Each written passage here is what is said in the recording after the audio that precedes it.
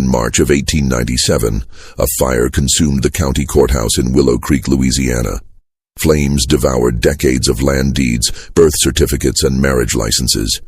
But in the chaos, as clerks desperately salvaged what they could from the burning building, something unexpected emerged from a sealed iron box hidden behind a false wall in the basement archives. Inside were 47 letters, written in children's handwriting. All were addressed to families who had lived in the area between 1848 and 1865. None had ever been sent, and every single one came from a place called Magnolia Ridge Plantation, a property that, according to official records, had been abandoned since 1866. What made the discovery truly disturbing was a detail noticed by the courthouse clerk, Harriet DuPont, as she carefully laid out the singed papers to dry. The letters weren't just from different children. They were written by children who shared the same names as others who had written years earlier, as if the same children had been writing for decades, long past any natural lifetime. The questions began immediately. Who had sealed these letters away? Why had a plantation listed as abandoned for over 30 years continued to receive correspondence from children who should have grown old or died? And most chilling of all, what had happened at Magnolia Ridge that someone wanted buried so thoroughly that they hid the evidence in a courthouse wall? This is the story of what those documents revealed and the truth they had concealed for generations. The history of Magnolia Ridge Plantation begins in the winter of 1832, when a wealthy merchant from Charleston named Victor Langley purchased 1,200 acres of rich bottomland along the Pearl River in southern Louisiana. Unlike most plantation owners of the era, Langley had made his fortune not through agriculture, but through shipping and trade. He had connections throughout the South and as far north as Philadelphia, and he used those connections to establish what he called an experimental agricultural enterprise. The plantation itself was unremarkable in many ways. It grew cotton, sugarcane, and indigo like dozens of others in the region. But from the beginning, there was something different about Magnolia Ridge, something that set it apart in the memories of those who lived nearby. It was the children. Every year, beginning in 1834, wagons would arrive at Magnolia Ridge carrying children. Not infants, but children aged roughly 5 to 12 years old.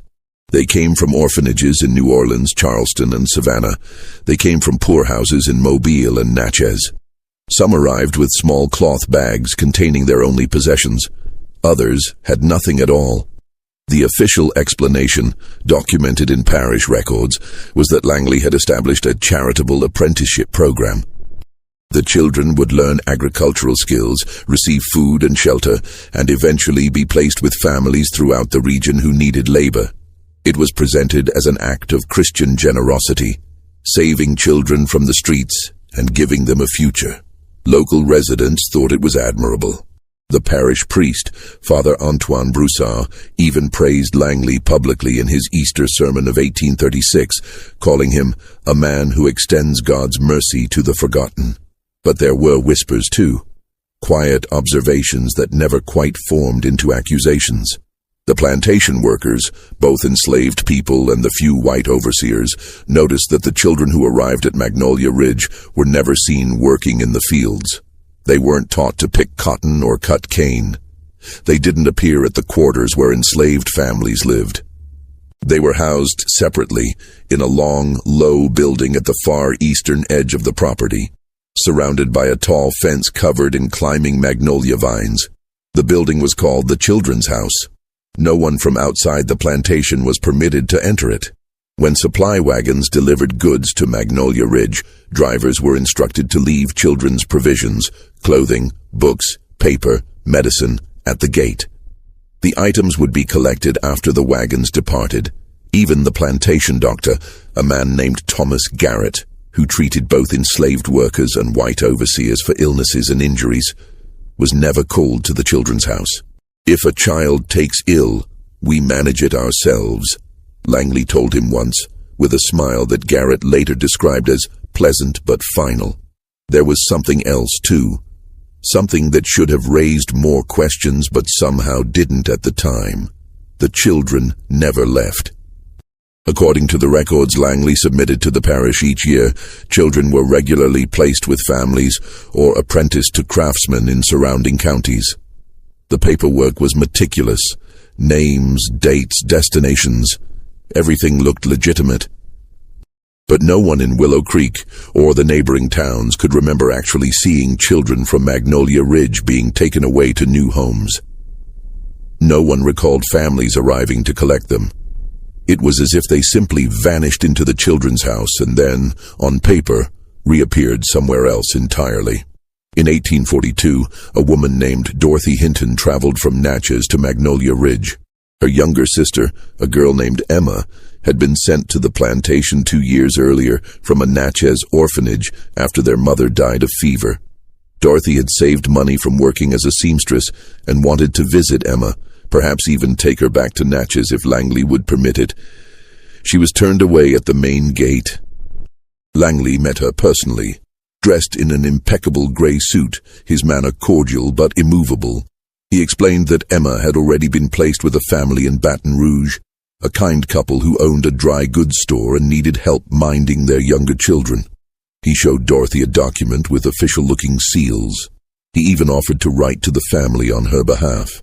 Dorothy accepted the letter and returned to Natchez reassured.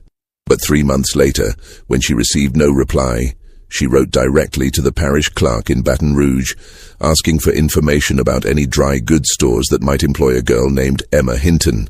The clerk responded that no such business existed, and no family by the name Langley had provided could be found in the parish records. Dorothy wrote to Langley demanding answers. She received no response. She wrote to the sheriff of Willow Creek. Her letter was filed but never investigated. Years later, in the documents discovered after the courthouse fire, investigators found Dorothy's original complaint, stamped with a single notation in faded ink. Matter resolved. Petitioner satisfied. There was no record of any resolution, and no evidence Dorothy Hinton had ever written again. Now here's what you need to understand about Magnolia Ridge to appreciate what came next. The plantation wasn't isolated. It stood along a relatively well-traveled road between Willow Creek and the river docks. People passed by it regularly. Merchants, travelers, riverboat workers. And yet for nearly 2 decades, no one truly questioned what happened behind that magnolia-covered fence. Part of the reason was Langley himself. He was careful. He contributed generously to local churches, sponsored community events, and made friends with influential men. He never drew attention to the children's house. He simply ran his plantation, paid his debts, and maintained the appearance of a benevolent, if private, gentleman. But there was another reason, darker and more human. People saw what they wanted to see. They preferred the story of the generous merchant saving orphans to the uncomfortable questions that might have followed if they looked closer. That willful blindness would haunt the region for generations. Now, if you're wondering how all of this connects to the letters found in 1897, the ones written by children decades after they should have grown up, we need to move forward to the year 1861. The Civil War changed everything in Louisiana, as it did across the South. Cotton prices collapsed, trade routes were severed. Plantations that had thrived for decades found themselves struggling to survive. Magnolia Ridge was no exception.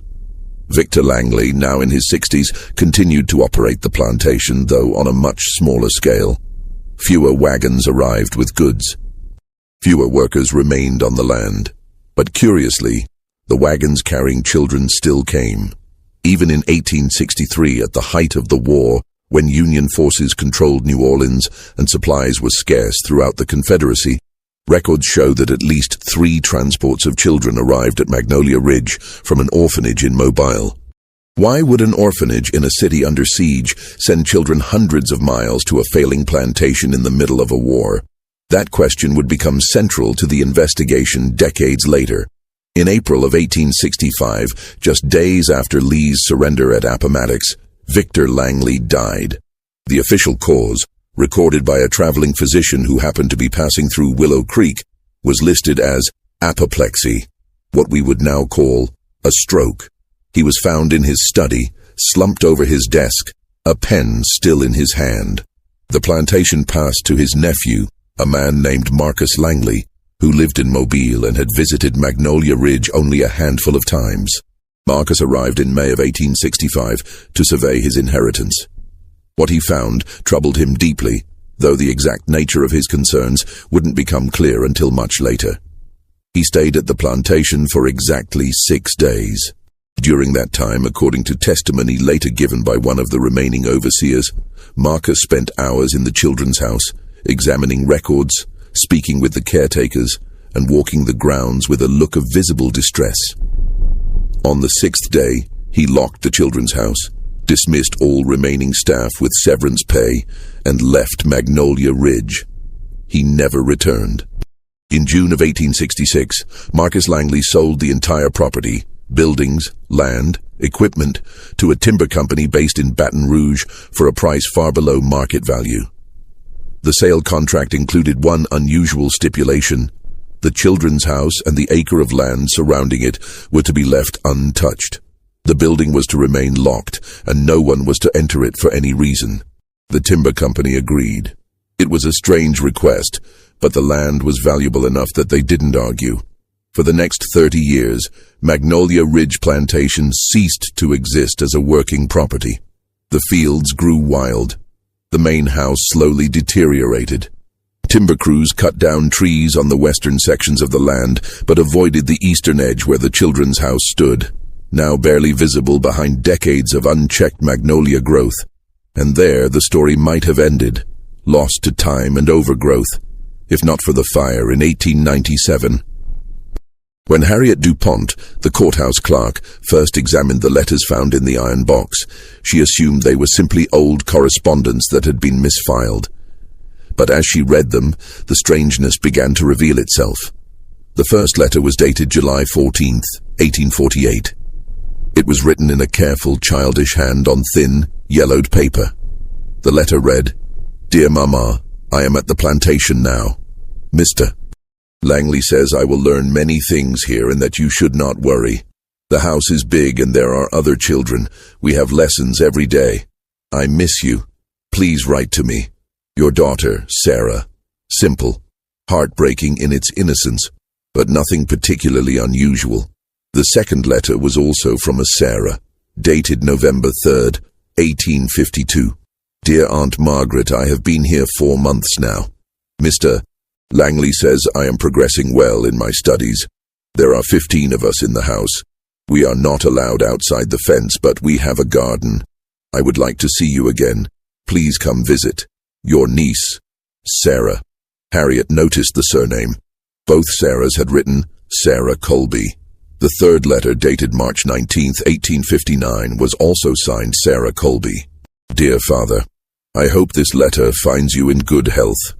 I have been studying mathematics and natural philosophy. Mr. Langley says I show great aptitude.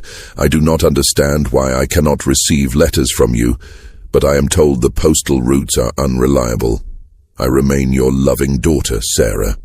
Harriet laid the 3 letters side by side. The handwriting was different, clearly written by different people. The circumstances described were different, but the name was the same, and the tone of each letter held the same unsettling quality: polite, educated, completely unaware that anything was wrong. As Harriet continued through the letters, the pattern became undeniable. There were multiple letters signed by children named Thomas Reed, spanning 1850 to 1864. Several from a Mary Brennan, written between 1853 and 1862. 4 from a boy named William Cross, dated across a 9-year period. Either the same children had been writing for impossibly long stretches of their childhoods without ever aging beyond 12 or 13, or, the more disturbing possibility, different children were being given the same identities, one after another, writing letters to families who had no idea their own children had been replaced. Harriet DuPont brought the letters to the attention of the parish sheriff, a man named Louis Devereux. Devereux, nearing retirement and accustomed to routine property disputes and minor thefts, initially dismissed the discovery as a clerical oddity. But Harriet was persistent. She compiled the letters by name and date, creating a chronological record that was impossible to ignore. Reluctantly, Sheriff Devereaux agreed to investigate. His first step was to track down Marcus Langley, who had inherited the plantation and sold it in 1866. Marcus was now 71 years old, living in a modest home in Mobile. When Devereaux's deputy contacted him by telegram, requesting information about the children's house at Magnolia Ridge, Marcus responded immediately. His telegram was brief. "Do not open that building. Burn it to the ground. Some truths are better left buried." Naturally, this did the opposite of discouraging investigation. It confirmed that something deeply wrong had occurred at Magnolia Ridge, and that Marcus Langley knew exactly what it was. Sheriff Devereaux organized a party of 6 men: himself, 2 deputies, the parish clerk, a local physician named Dr. Raymond Fisher, and a journalist from the Willow Creek Gazette named Jonathan Webb. On a gray morning in April 1897, they rode out to the remains of Magnolia Ridge Plantation. What they found there would change how the entire region understood its own history. The children's house stood exactly where the old property maps indicated, though it was nearly invisible beneath 30 years of overgrowth. Magnolia vines had completely engulfed the structure, climbing over the roof and walls, creating a living shroud. The fence that had once surrounded it had collapsed in places, swallowed by vegetation. The building itself was constructed of brick and cypress wood, built to last.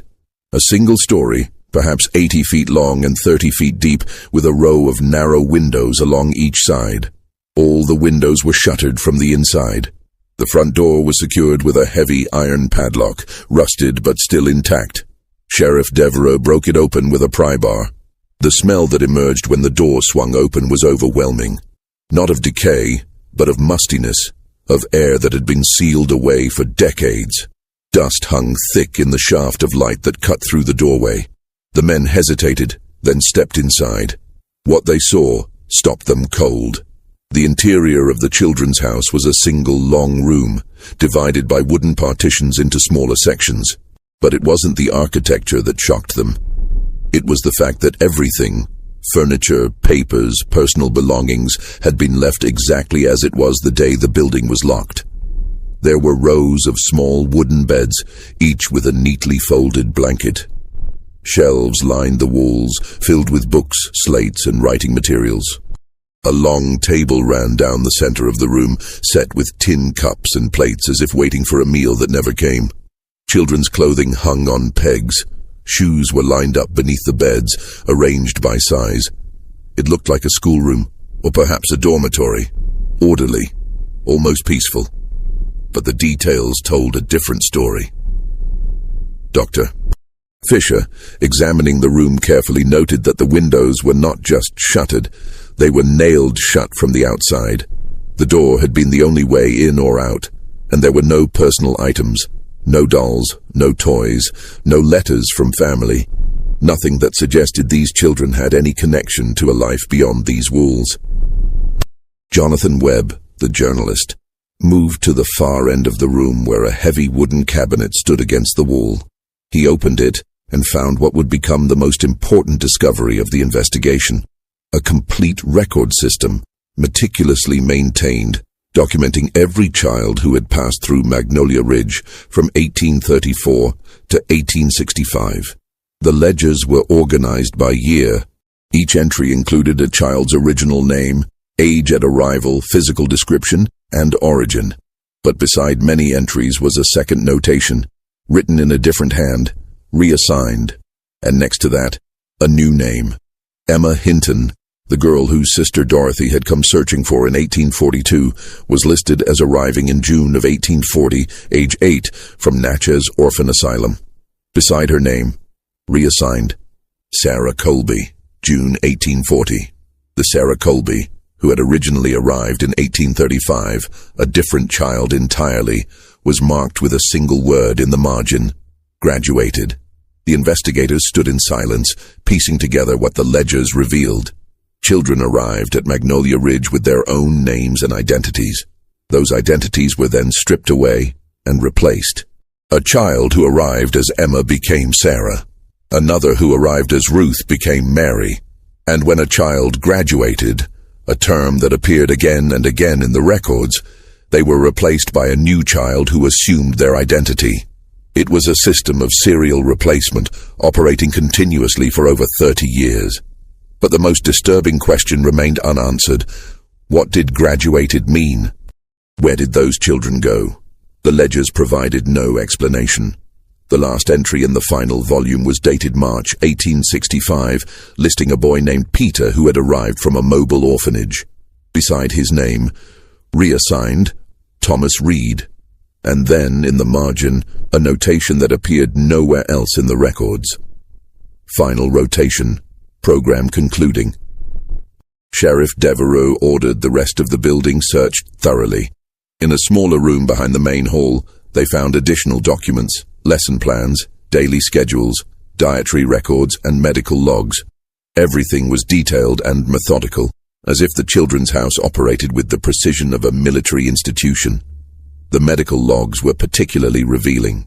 They documented regular physical examinations of each child, tracking height, weight, vision, and general health. But they also included notations that seemed strange and out of place. Subject displays optimal learning retention, growth rate within expected parameters, behavioral conditioning effective. The language was clinical, detached. It didn't describe children. It described specimens.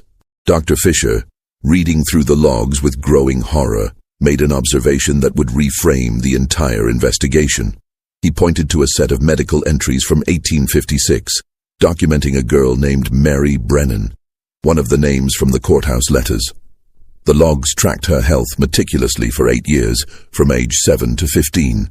But the letters signed by Mary Brennan, discovered in the courthouse, were all written in the handwriting of a child no older than 10 or 11.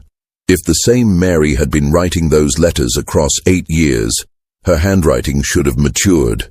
It should have shown the development of an adolescent, then a young woman. It didn't. Every letter was written in the same childish script. The conclusion was inescapable. The Mary Brennan who wrote in 1856 was not the same Mary Brennan who wrote in 1862. Just as the ledgers indicated, when one child graduated, another arrived to take her place. And her name. But why? What possible reason could there be for such an elaborate deception? Jonathan Webb found the answer in a locked drawer of a desk in what appeared to be an office area.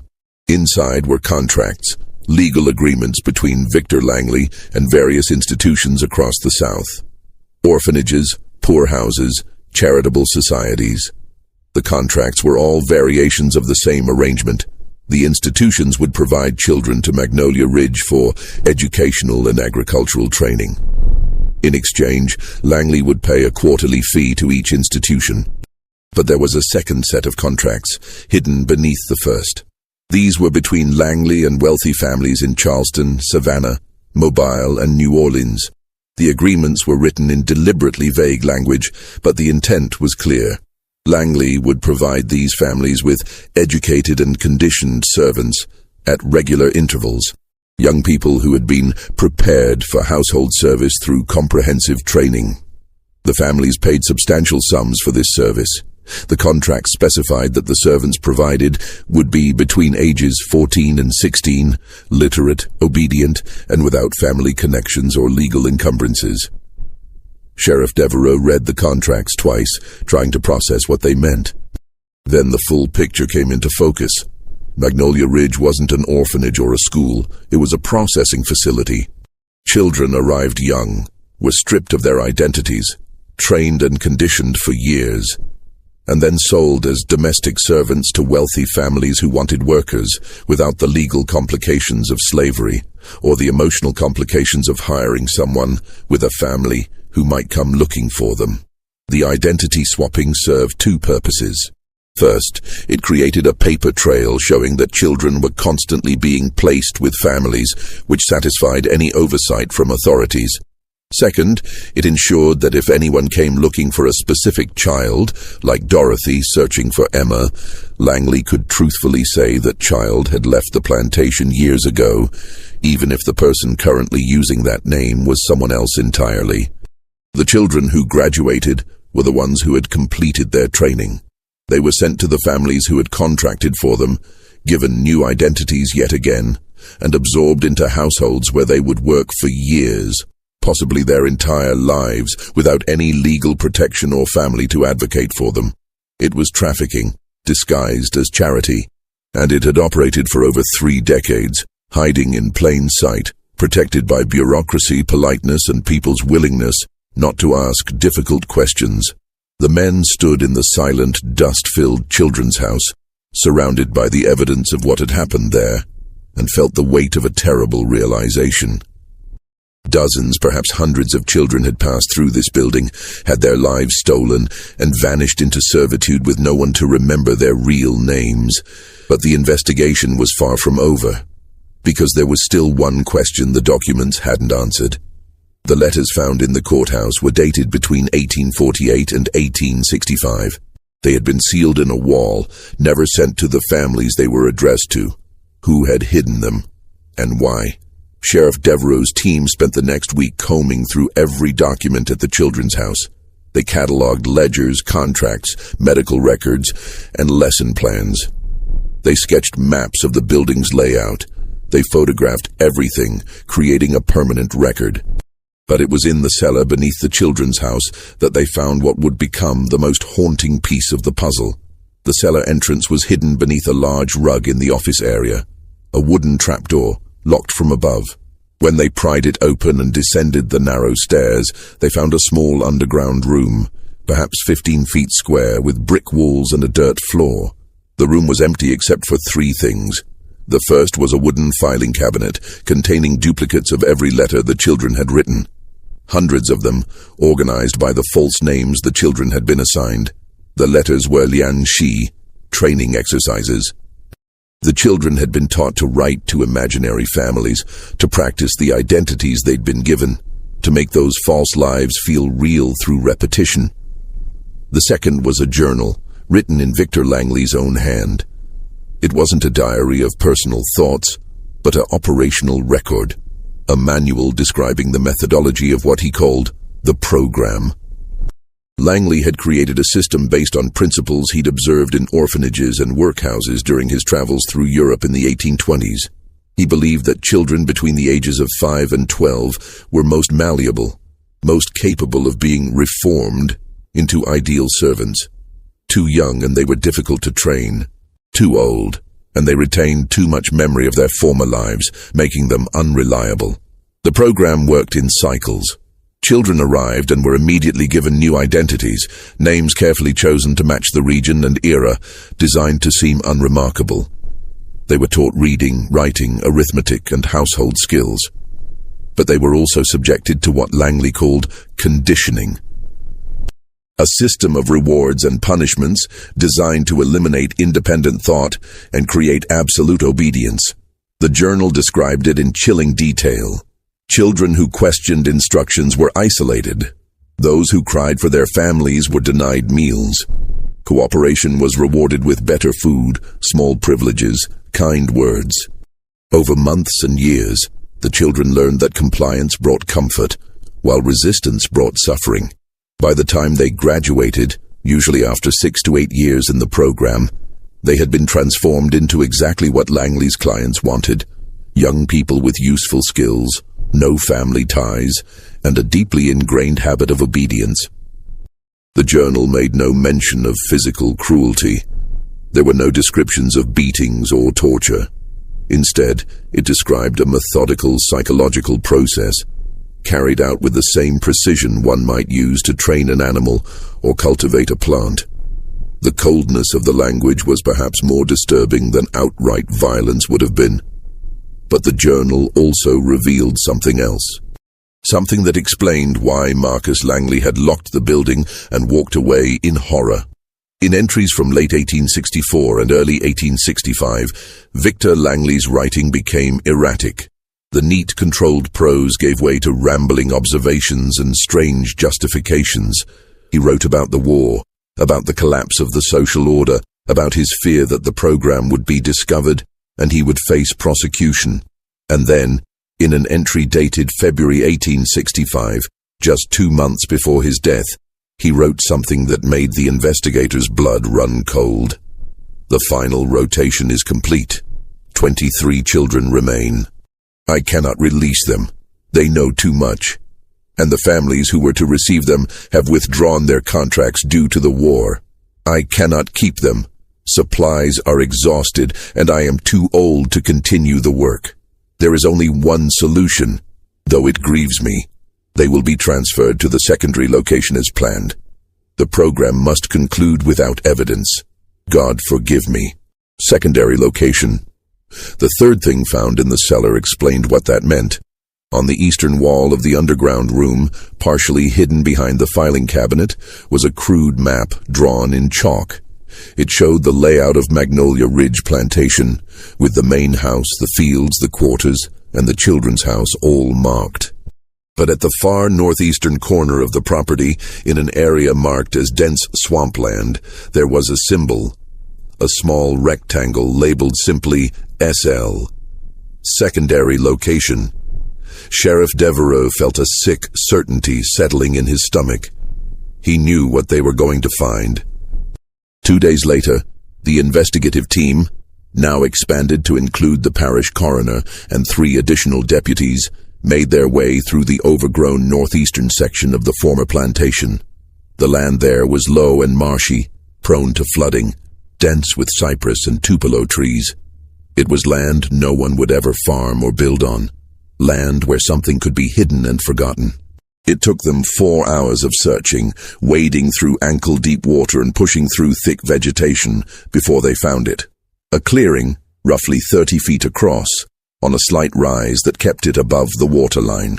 The ground there was different, disturbed, settled in a way that suggested it had been dug and refilled, and at the center of the clearing stood a stone marker, weathered and covered in moss, with a single word carved into its surface. The coroner ordered the site excavated. Over the next 3 days, working carefully, the team uncovered what they had feared they would find. 23 graves, shallow, unmarked except for the single stone. The remains were examined by Dr. Fisher and the coroner. All were children or young adolescents, aged approximately 12 to 16 based on bone development.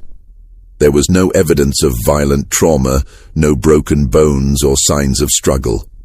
The positioning of the remains suggested they had been buried with care, laid out in rows, each wrapped in cloth. Chemical analysis of soil samples, conducted later by a chemist in Baton Rouge, detected trace amounts of morphine and laudanum, common medications of the era, both of which could be lethal in high doses. The conclusion was rendered carefully in the official report. The deceased appeared to have succumbed to deliberate administration of sedative substances, resulting in fatal respiratory depression. Time of death estimated between late 1864 and early 1865, consistent with documented records. In plain language, they had been poisoned. Quietly, painlessly perhaps, but murdered nonetheless. Victor Langley, facing the collapse of his operation and unable to release the children who knew the truth about the program, had killed them. He had ended their lives as methodically as he had controlled them and buried them in the swamp where no one would find them.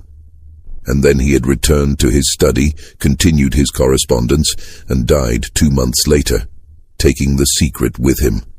The investigation might have ended there, with a clear, if horrifying, explanation, if not for the insight of Jonathan Webb, the journalist who had accompanied Sheriff Devereaux to Magnolia Ridge. Webb had been reviewing the letters found in the courthouse, comparing them to the graves discovered at the plantation. The numbers didn't match.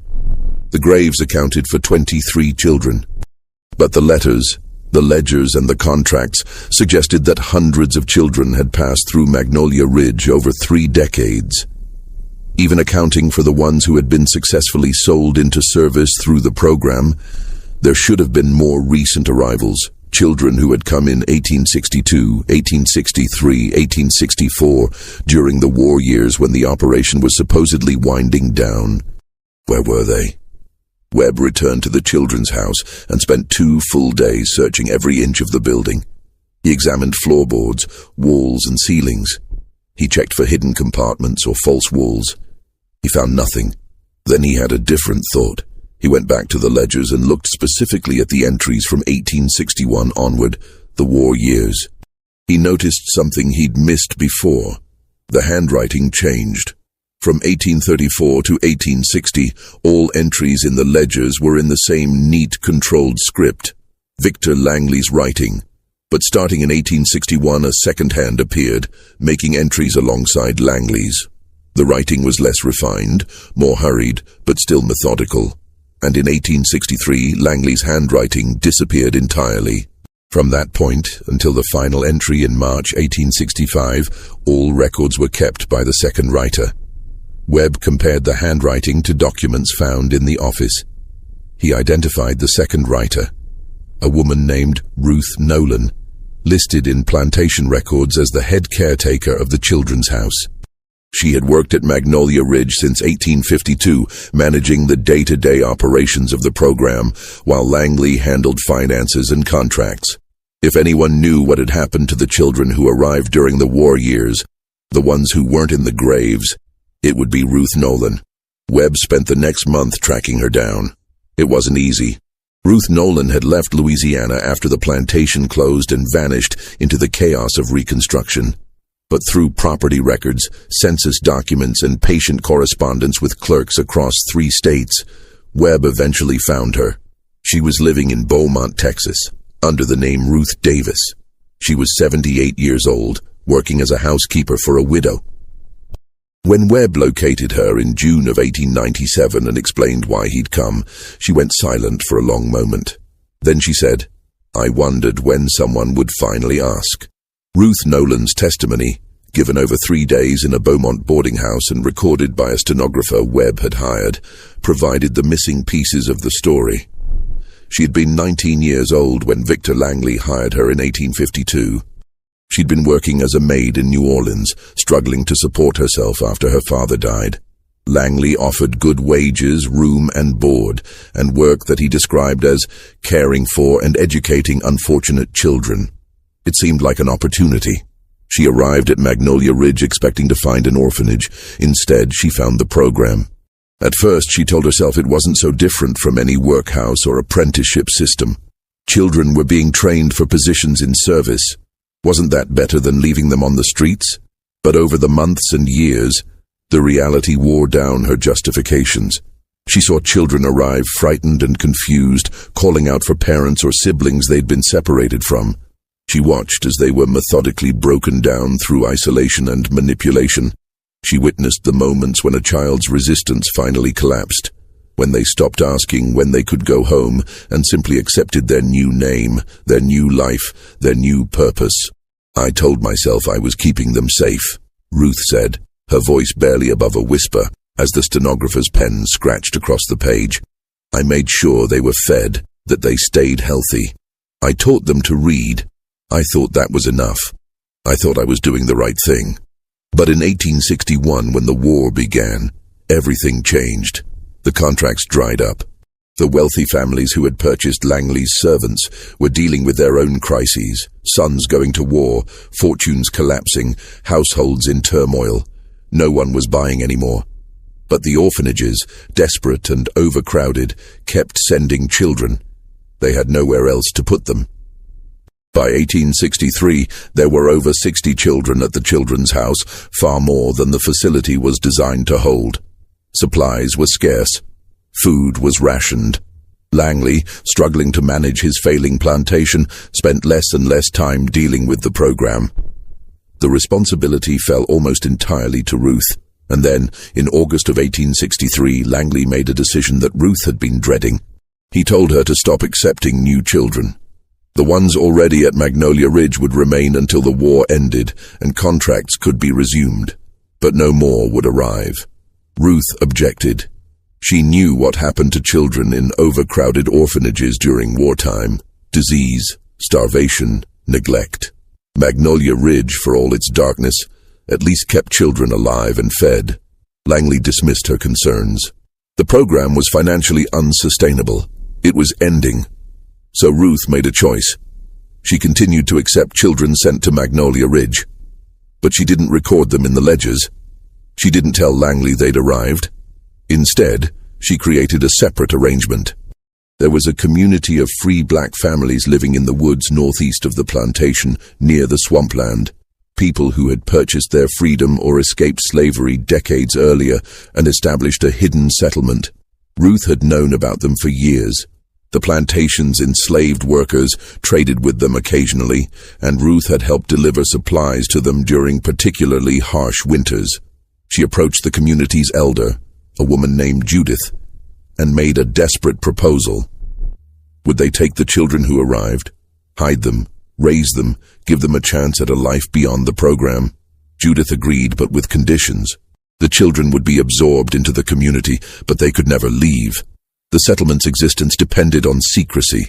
If word got out, if authorities discovered free black families living independently in the woods, they would be scattered, possibly re-enslaved or driven out. The children would have to become part of that secrecy. From late 1863 until early 1865, Ruth smuggled 18 children out of Magnolia Ridge. When wagons arrived with new orphans, she would accept them, provide them with food and rest, and then, in the dead of night, lead them through the swamp to the settlement.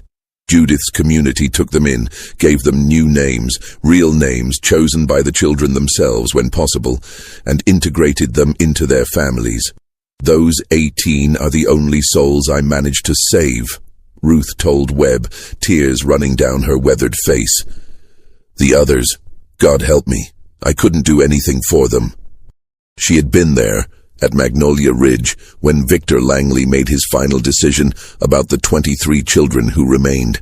She had tried to argue with him, begged him to release them, or let her find homes for them. Langley refused. They knew too much. They could expose the program.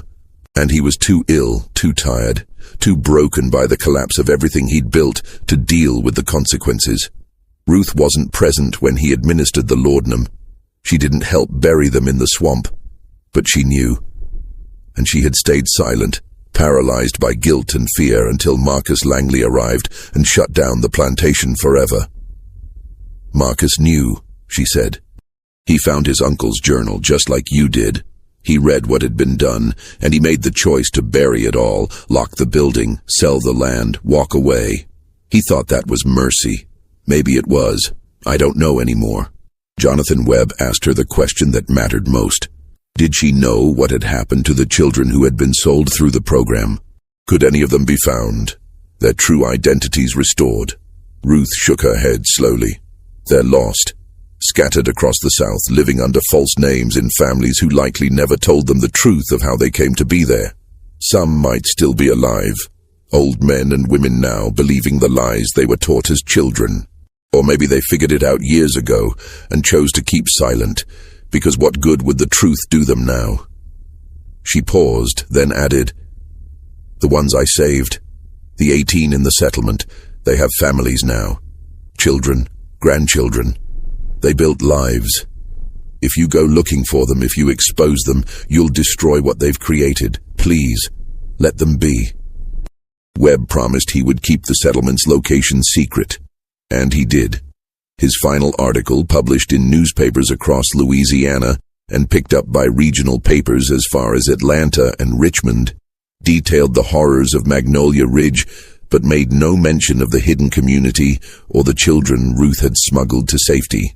Instead, his article focused on a different kind of exposure: the complicity of institutions, authorities, and ordinary people who had allowed the program to operate for 30 years without intervention.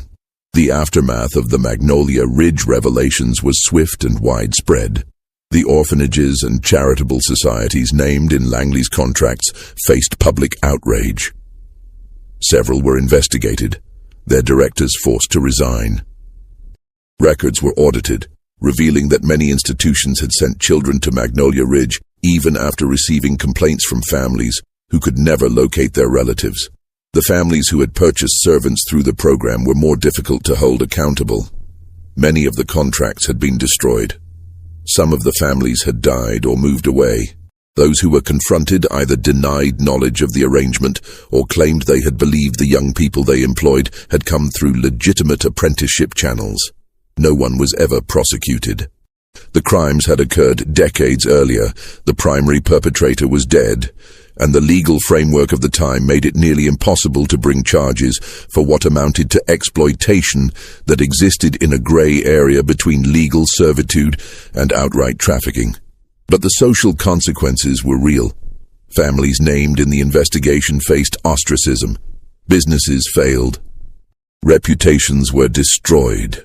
The story of Magnolia Ridge became a cautionary tale, a reminder of what could happen when vulnerable people, especially children, were treated as commodities rather than human beings. The 23 children found in the mass grave were given a proper burial in the Willow Creek Cemetery.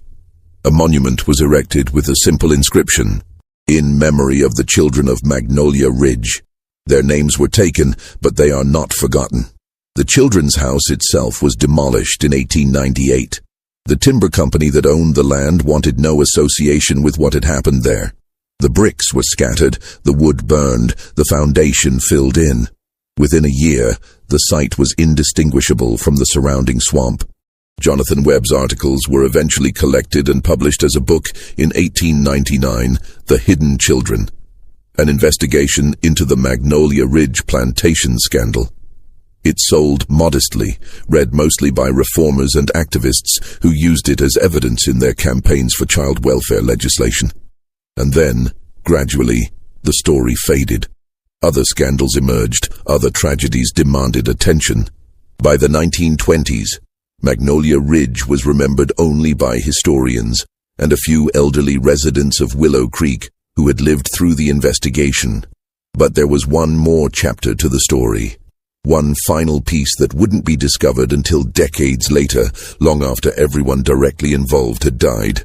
In 1954, a graduate student named Alice Porter was conducting research for her master's thesis on Reconstruction-era Louisiana. She was examining property records in the Baton Rouge archives when she came across the 1866 sale contract for Magnolia Ridge Plantation. Something about it caught her attention. The stipulation that the Children's House and surrounding acre be left untouched. She knew the basic history of the scandal. It was a footnote in Louisiana history texts by then. But she was curious about why Marcus Langley had included that clause. Following a hunch, she tracked down Marcus Langley's estate records. He had died in 1904, leaving his modest possessions to a nephew. But among the items listed in the estate inventory was a sealed envelope, marked "Not to be opened until 50 years after my death." 1954 was exactly 50 years after Marcus Langley's death. Alice Porter contacted the descendant who had inherited Marcus's papers and explained what she'd found. The descendant, a man named Robert Langley living in Atlanta, had been unaware of his family's connection to Magnolia Ridge. He was horrified when Alice explained the history, but he agreed to open the envelope in the presence of witnesses. Inside was a letter written in Marcus Langley's hand, dated May 1866. The letter was addressed "To whom it may concern," and constituted a confession of sorts. Marcus explained that when he had arrived at Magnolia Ridge after his uncle's death, he had discovered not just the evidence of the program, but something his uncle's journal hadn't mentioned. The 18 children Ruth Nolan claimed to have saved, the ones she had smuggled to the hidden settlement, had never actually left the plantation. Ruth had lied to protect herself. The settlement existed, and Judith's community was real, but they had refused to take the children. The risk was too great, the timing too dangerous. They had their own families to protect and couldn't absorb 18 additional mouths to feed during a time of war and scarcity. Ruth, desperate and with nowhere else to turn, had made an impossible decision. She had told the children they were being taken to safety, led them into the swamp on the pretext of escape, and then, unable to go through with anything more terrible, had simply left them there with what supplies she could carry, hoping they would find their way to freedom. They hadn't. Marcus's letter described finding the evidence during his 6 days at the plantation. Belongings scattered in the swamp, remnants of a makeshift camp. He had searched but found no trace of the children themselves, no remains, no indication of what had become of them. He concluded they had either died of exposure, drowned in the marshes, or, the possibility he found most unbearable, survived long enough to suffer far worse fates. He couldn't prove what had happened. He couldn't bring them back, so he made the choice to seal the children's house, sell the land with the stipulation that the building never be disturbed, and carry the weight of the knowledge alone. I chose silence because I could not bear to add to the horror, Marcus wrote. My uncle's crimes were already exposed. What good would it do to reveal that even the small mercy we believed had occurred, the saving of 18 children, was itself a lie? Let Ruth Nolan live with her conscience. Let the dead rest. Let this truth die with me. But he had also written the letter, sealed it with instructions to open it 50 years later, suggesting that some part of him believed the truth mattered more than comfort. Alice Porter included Marcus's letter in her thesis. It was published by a small academic press in 1956 and largely ignored outside of historical circles. The revelation that Ruth Nolan's testimony had been partially false did little to change the fundamental understanding of what had happened at Magnolia Ridge. The crimes remained the same. The victims remained dead. The additional detail was simply another layer of tragedy on an already tragic story. But it did answer one final question that had lingered since the original investigation. The letters found sealed in the courthouse wall, the ones that had started the entire investigation, had been hidden there by Ruth Nolan herself.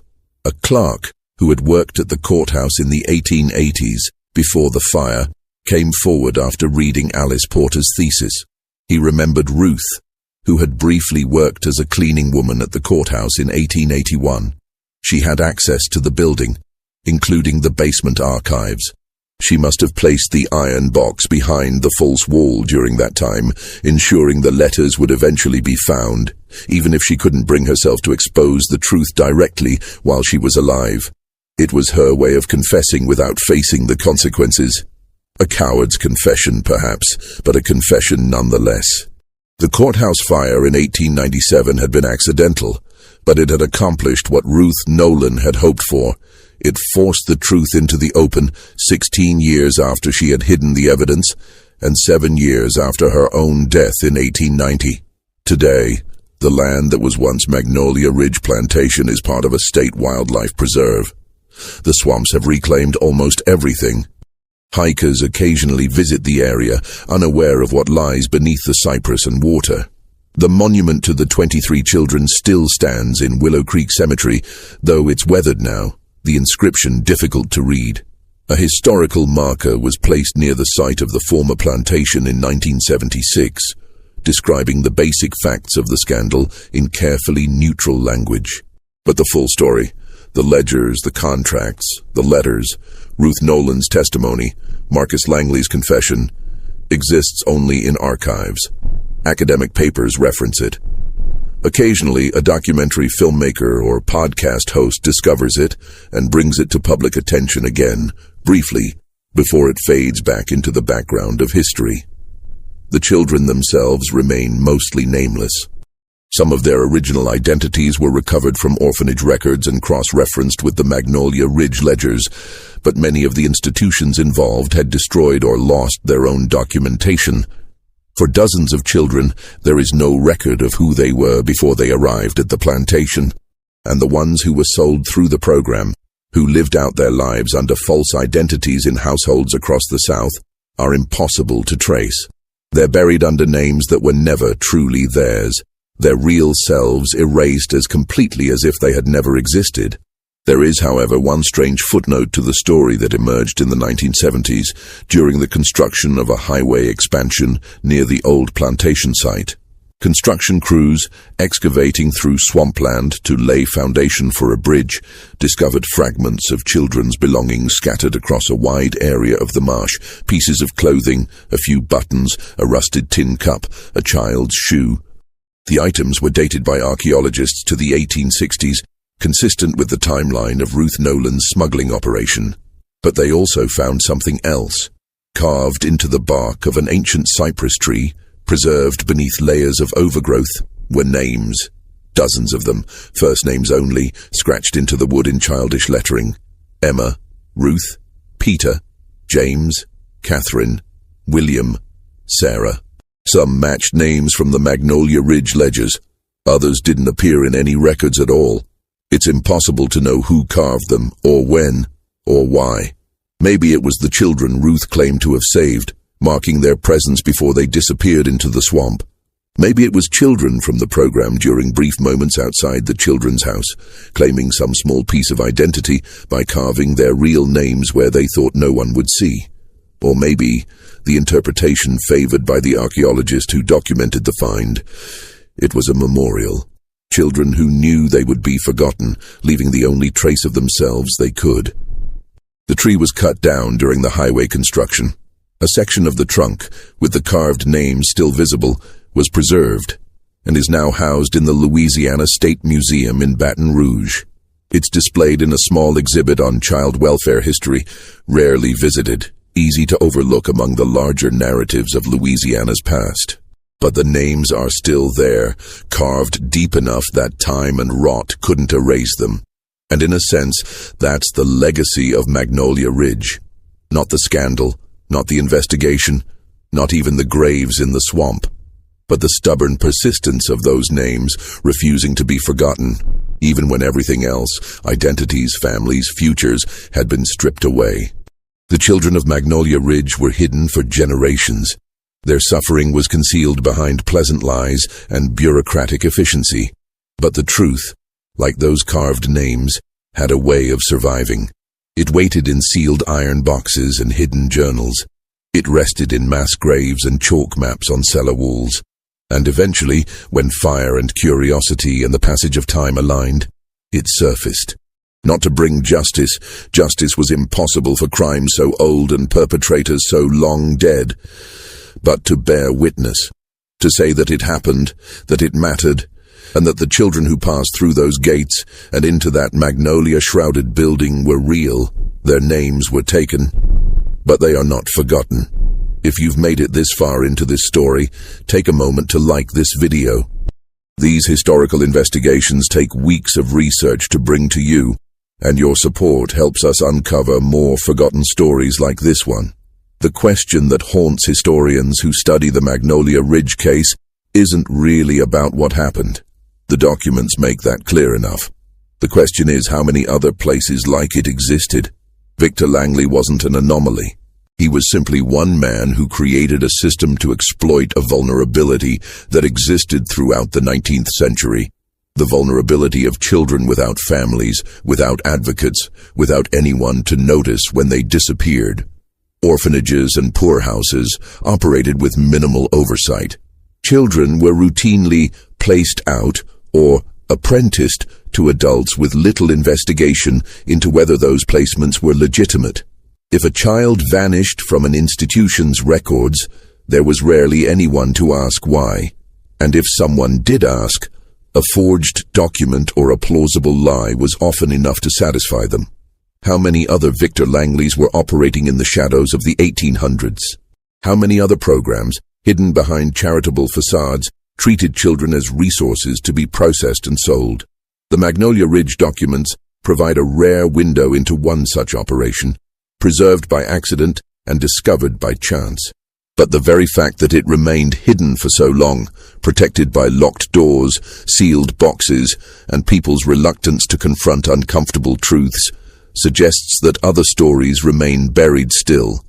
In parish records across Louisiana, researchers have since found hints of similar patterns. Orphanages with unusually high placement rates and no follow-up documentation.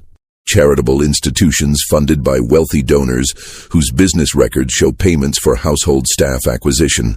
Property transfers with strange stipulations about buildings that must remain locked or land that must stay undisturbed. None as thoroughly documented as Magnolia Ridge. None that led to mass graves or revealed such a methodical system.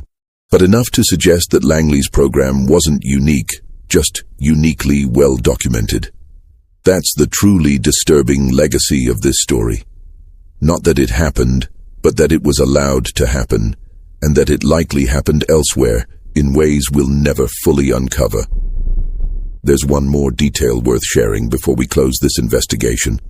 Something that didn't make it into Jonathan Webb's original articles or Alice Porter's thesis, but was recorded in the personal notes of Sheriff Devereux. During the excavation of the mass grave in 1897, the coroner documented each set of remains carefully, creating detailed records of bone measurements, dental structures, and any identifying characteristics. Among the 23 children, one stood out. The skeleton was that of a girl, approximately 14 years old, buried with slightly more care than the others. She had been wrapped in a finer cloth and positioned with her hands folded across her chest. Beside her, tucked into the cloth wrapping, was a small object that had survived the decades underground. It was a locket, tarnished silver, with a broken chain. Inside the locket was a tiny photograph, one of the earliest types, a daguerreotype, protected by the sealed case from complete deterioration. The image was badly faded, but still visible. A young girl, perhaps 8 or 9 years old, standing beside a woman. Both were dressed in simple but clean clothing, both looking directly at the camera with serious expressions. On the back of the locket, engraved in barely legible script, was a name: Catherine Elizabeth. Beloved daughter, Catherine Elizabeth. No surname. Just that. Sheriff Devereux cross-referenced the name with the Magnolia Ridge ledgers. He found her. Catherine Elizabeth Hayes arrived from Charleston in 1856, age 7, from the Sisters of Mercy Orphanage, reassigned as Mary Brennan 2 weeks after arrival. The girl who had been stripped of her identity, trained and conditioned for 8 years, and then killed when she became an inconvenience, had been buried with the only proof of her real self that she had somehow managed to keep hidden: a locket with her true name and a photograph of the mother she had been taken from. How she had kept it secret through 8 years of the program, through inspections, through the stripping away of personal belongings, through the systematic erasure of her past, is unknown. But she had, and when she died, someone, perhaps Ruth Nolan, perhaps even Victor Langley, in a moment of unexpected humanity, had buried it with her. Sheriff Devereux tried to locate Catherine's family in Charleston, hoping to at least inform them of what had happened to her. But the trail was cold. The orphanage had closed in 1871. Its records had been lost. The Hayes family, if they still existed, couldn't be found. Catherine Elizabeth Hayes, like so many of the children of Magnolia Ridge, remained lost. Except for that locket, and the photograph inside it, and the name engraved on the back. Small pieces of proof that she had been real, that she had been loved, and that she had fought in her own quiet way to remember who she was. The locket is now part of the collection at the Louisiana Historical Association, stored in a climate-controlled archive in New Orleans. It's been photographed, documented, and occasionally displayed in exhibits about child welfare history in America. And sometimes researchers who come across it in the archives pause and think about the girl who wore it, about the moment when her mother clasped it around her neck, never imagining it would become the only thing to survive her daughter's stolen life, about the strength it must have taken to hide it, year after year, through everything the program demanded. It's a small object, a piece of tarnished silver and a faded photograph. But in the story of Magnolia Ridge, where so much was destroyed and so many were forgotten, it stands as a testament to something that couldn't be completely erased. Identity, memory, the stubborn insistence, even in the face of systematic erasure, that we are who we are, not what someone else decides we should be. Don't forget to subscribe and hit the notification bell so you never miss our deep dives into America's hidden history. The final question, the one that people still ask when they encounter this story, is whether anything like Magnolia Ridge could happen today. The answer is both comforting and unsettling. The specific mechanisms that allowed Victor Langley's program to operate, the lack of oversight on orphanages, the absence of mandatory record-keeping, the legal ambiguity around child placement, have been largely eliminated in modern America.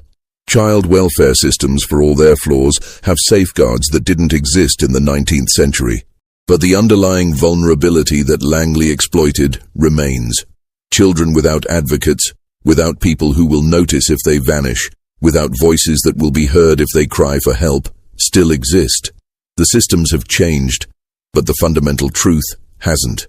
When society decides certain people don't matter, when institutions prioritize convenience over conscience, when good people choose not to ask uncomfortable questions, terrible things become possible. Magnolia Ridge wasn't an aberration. It was an inevitability in a system that treated the vulnerable as disposable. And the documents that finally surfaced, the letters, the ledgers, the journals, the contracts, they didn't just reveal what happened at one plantation in Louisiana between 1834 and 1865. They revealed what happens anywhere, anytime. People in power decide that some lives are worth less than others. That's the real horror of this story, not ghosts or curses or supernatural evil. Just human choices made systematically, justified carefully, and hidden successfully until fire and time and a clerk's curiosity brought them into the light. The children of Magnolia Ridge deserved better than the lives they were given and the deaths they suffered. They deserved to grow up with their real names, to be remembered by people who loved them, to leave traces in the world beyond carved bark and sealed letters. We can't give them that now. All we can do is tell their story, speak their names when we know them, and remember that they were real. That has to be enough. Because the truth, once it surfaces, demands to be acknowledged. Even if it's a century late, even if justice is impossible, even if all we can offer is memory. The plantation is gone, the children are gone, but the documents remain, preserved in archives, accessible to anyone willing to look. And as long as those records exist, the children of Magnolia Ridge aren't completely forgotten. Their story at least survived. If this story affected you, share it. Let others know what was hidden for so long. And join us next time as we uncover another buried chapter of American history. The last known reference to Magnolia Ridge Plantation appeared in a brief newspaper article from 1982, when the Louisiana State Historical Society placed a marker at the wildlife preserve commemorating the site. The ceremony was small, a few historians, some local officials, a descendant of Sheriff Devereux, and one very old woman who approached the marker after the ceremony ended, stood silently for a long moment, and then placed a small bouquet of wildflowers at its base before walking away. A photographer from the local paper captured the moment. The woman was never identified, but researchers who later examined the photograph noticed something. She was holding a piece of paper, visible just at the edge of the frame, with writing on it. The text was too small to read in the photograph, but analysis suggested it might have been a letter. Whether she was connected to Magnolia Ridge, perhaps a descendant of the children Ruth Nolan had tried to save, or one of the survivors of the program living under a false identity, remains unknown. She never came forward. The flowers eventually wilted and were removed. And the mystery of who she was, and what her connection to the plantation might have been, became one more unanswered question in a story full of them. But maybe that's fitting.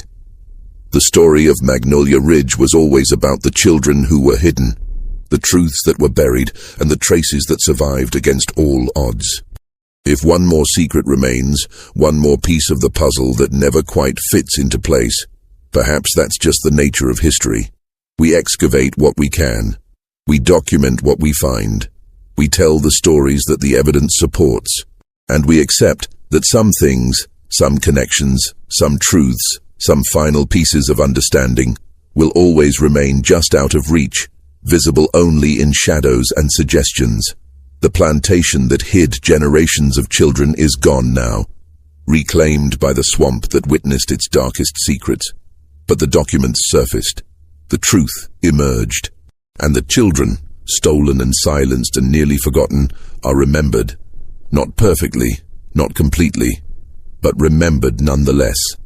And in the end, after everything that was taken from them, perhaps that small act of remembrance is the only justice we can still provide.